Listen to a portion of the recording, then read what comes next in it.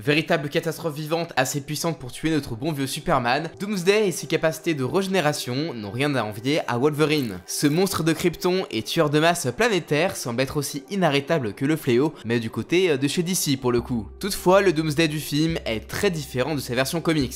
Mais alors, quels sont ses pouvoirs et comment les bloquer? Quelles sont les origines d'un tel monstre et surtout, comment y survivre et le tuer? C'est ce que nous allons voir aujourd'hui avec vos commentaires. Allez, partons ensemble débarrasser la Terre de Doomsday, c'est parti! Bref, on va pas traîner aujourd'hui parce qu'on est un petit peu dans le rush quand même. Oui, d'ailleurs, comme dans le Tower Defense, Rush Royale sur mobile. Si vous jouez souvent à ce genre de jeu, je suis sûr que vous en avez marre des tours. Ici, elles sont remplacées par de puissants guerriers et sorciers avec lesquels vous devrez défendre votre forteresse de monstres maléfiques. Le gameplay est super dynamique, après tout, vous n'avez pas de temps à perdre. Du coup, n'oubliez pas les liens dans la description ou le QR code à l'écran si vous souhaitez m'y retrouver et pourquoi pas m'affronter. Vous aurez bien évidemment des récompenses. Un coffre de maître avec de l'or, un set de certes et même de la poussière magique. Vous voyez, il suffit de placer des unités sur votre damier et elles s'occuperont de faire le travail. Choisissez juste les bonnes unités et les bons emplacements et adaptez-vous rapidement en fonction des monstres qui arrivent pour tenter de détruire votre forteresse. Le jeu n'est pas prise de tête mais demande quand même de la réflexion,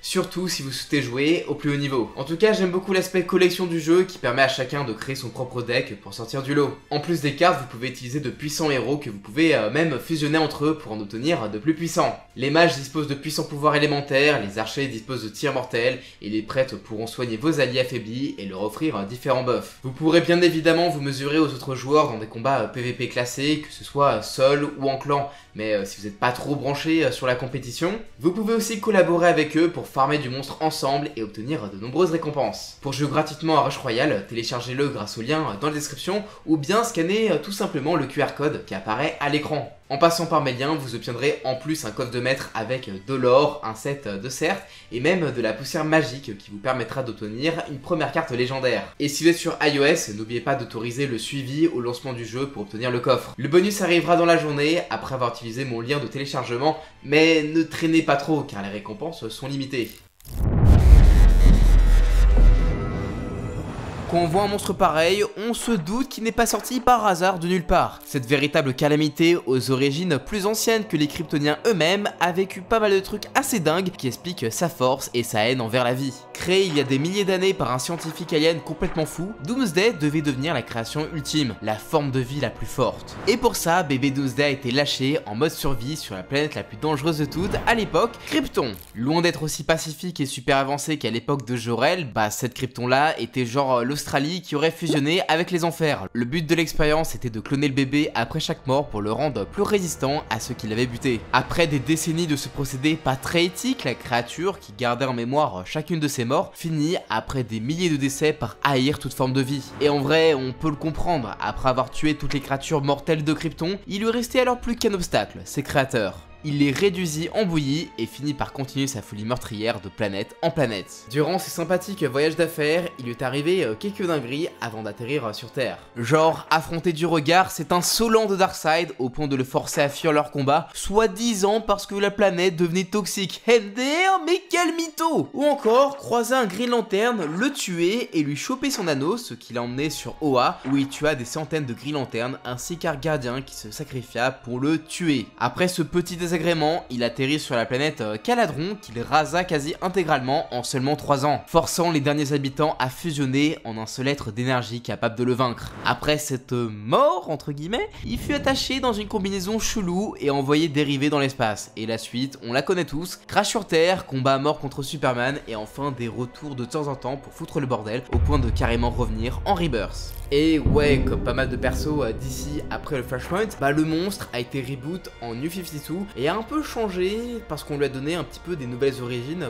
carrément plus courtes d'ailleurs. Oubliez l'histoire complète de sa création, en New 52, on sait simplement que la créature a été créée par Zod qui la relâcha sur Krypton, histoire de l'affronter pour sortir les Kryptoniens de leur pacifisme. Des années plus tard, la créature survit à la destruction de la planète et finit, comme Kal-El, par dériver jusqu'à la Terre. À croire qu'il y a une autoroute spatiale entre Krypton et chez nous. Ouais, ça arrive souvent ce genre de truc. Et la suite, on la connaît aussi, baston contre Superman et comeback encore et encore pour challenger les héros et foutre le bordel quand l'univers d'ici est trop calme.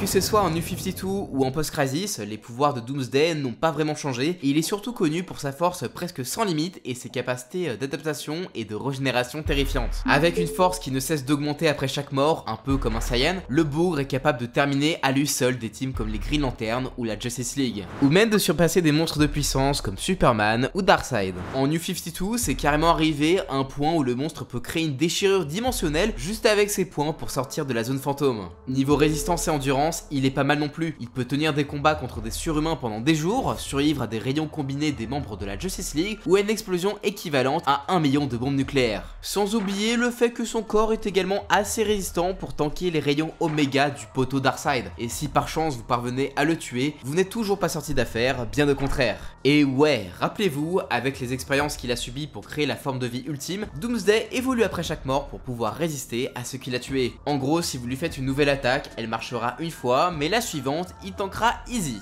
C'est un peu comme Mr. Freeze dans Arkham City ou encore les chevaliers dans Senseiya, ou pour les plus connaisseurs d'entre vous, vos clones dans le jeu Echo. On est bien loin des clones que Superman peut tuer en un seul coup de laser dans le film d'animation Superman Batman Apocalypse. En plus de ça, son adaptabilité est si vénère qu'il est capable de copier des pouvoirs qui peuvent être gênants pour lui. Un mec comme Steel qui vole pour rester hors d'atteinte, Doomsday il vole aussi. Tu tentes de le stun avec des ultrasons, il évolue pour ne plus être affecté. Il se fait tuer par un cyborg, il devient le cyborg. Tu le mets à distance en pensant qu'il peut pas attaquer, ses griffes s'étendent. À croire que quoi qu'on fasse contre lui, il finira toujours par avoir une parade. Surtout qu'en plus, en New 52 et avant sa première mort contre Superman, son corps transportait aussi un virus qui pouvait soit tuer, soit transformer en Doomsday. Ouais, une vraie plaie ce truc.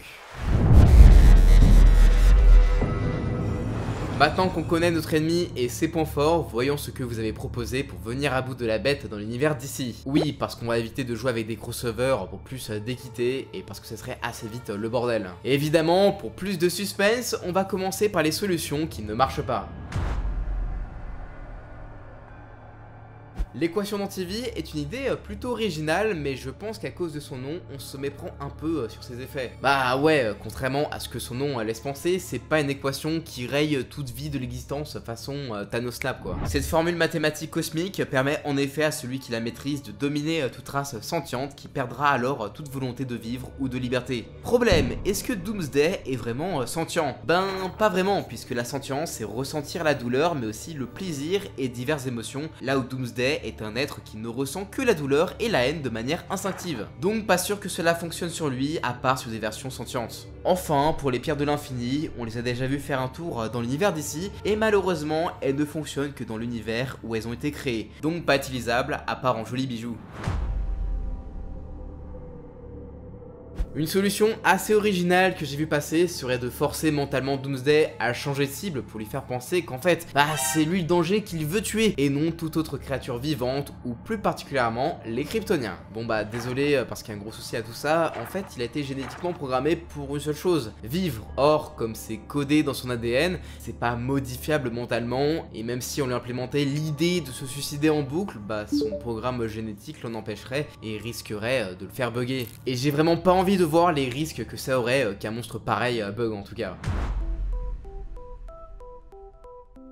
Dans le même thème, vous avez été pas mal à proposer des attaques psychiques pour le bloquer ou de le mettre à l'état de légume. C'est vrai que c'est une solution qui est souvent utilisée sur des persos beaucoup trop puissants pour être abattus par la force physique et qui sont souvent assez teubés. Sauf que Doomsday est vraiment plus fort que ça. Et oui, contre toute attente, le monstre peut battre des gars comme Martian Manhunter et quand il est intelligent, il peut carrément surpasser ses pouvoirs psychiques.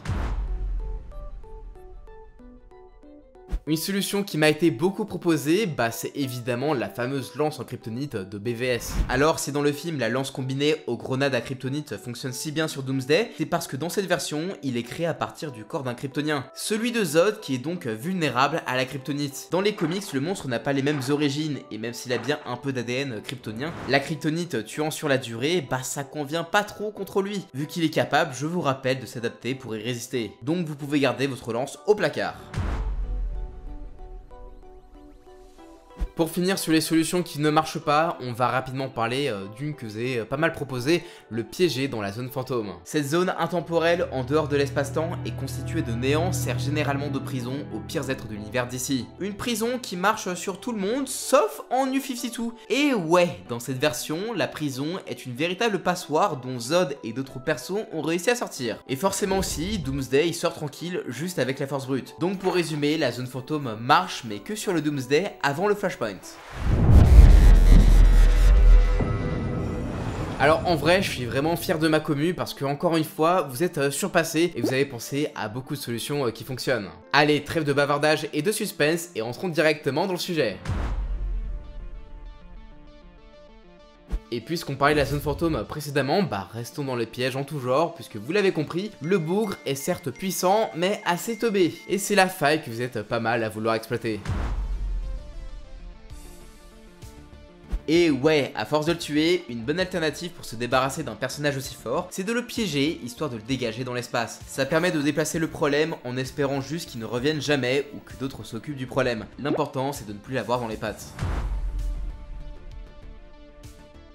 Parmi les autres possibilités spatiales, vous avez été nombreux à vouloir le balancer dans un trou noir, dans un univers mort ou carrément dans un soleil façon Broly. Pour l'univers mort, c'est vrai que c'est une bonne idée, histoire qu'il ne fasse plus de mal à personne du moment qu'un scénariste ne décide pas d'envoyer un vilain ou un héros un peu teubé le ramener chez nous. Pour le soleil, c'est une idée intéressante puisqu'avec l'attraction gravitationnelle gérée par cet astre, il suffirait de le plonger dedans assez profondément pour qu'il y reste coincé un sacré bout de temps comme Superman pourrait le faire. Et s'il commence à repointer le bout de son nez, ben rebolote, on lui fait reboire la tasse. Sinon, si on veut vraiment être sûr de le coincer, on peut vraiment le foutre dans un trou noir où le temps est tellement dilaté autour que même s'il arrive à ressortir, ça prendrait des siècles pour nous, un peu comme dans Interstellar.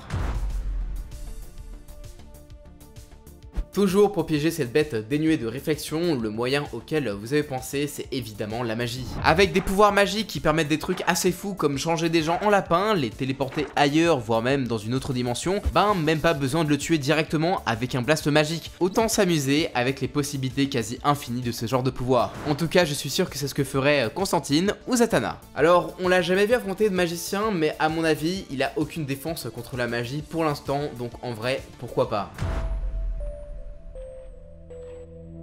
Bon, c'est bien sympa de le piéger pour ne pas avoir géré le fait qu'il s'adapte, mais nous, on est ici pour le meurtre, le vrai quoi. Alors forcément, pour tuer un monstre pareil, il va vraiment falloir employer les gros moyens. Donc dans ces cas-là, on appelle des mecs comme l'Anti-Monitor ou le Docteur Manhattan. Des entités cosmiques capables d'effacer sa vie de l'existence comme si de rien n'était, ou de le désintégrer intégralement sans en louper la moindre cellule pour empêcher toute régénération. Sinon, vous pouvez tout simplement l'envoyer infiniment dans le futur afin qu'il atterrisse à la fin des temps et cesse juste d'exister. Enfin, en espérant qu'un Brainiac ne passe pas par là pour le récupérer. Pour résumer tout ça, si vous voulez tuer Doomsday, bah abandonnez en fait. À moins de pouvoir le rayer de l'existence, de désintégrer la moindre microcellule de son corps ou de l'envoyer à la fin des temps, c'est simplement inutile. Il reviendra à chaque fois de plus en plus puissant. En revanche, pour vous en débarrasser définitivement, un trou noir, un univers parallèle complètement vide ou une étoile est une assez bonne idée pour se débarrasser du monstre sans qu'il ne puisse revenir. Sinon, si vous êtes sûr de ne pas tomber sur celui des New 52, bah la zone fantôme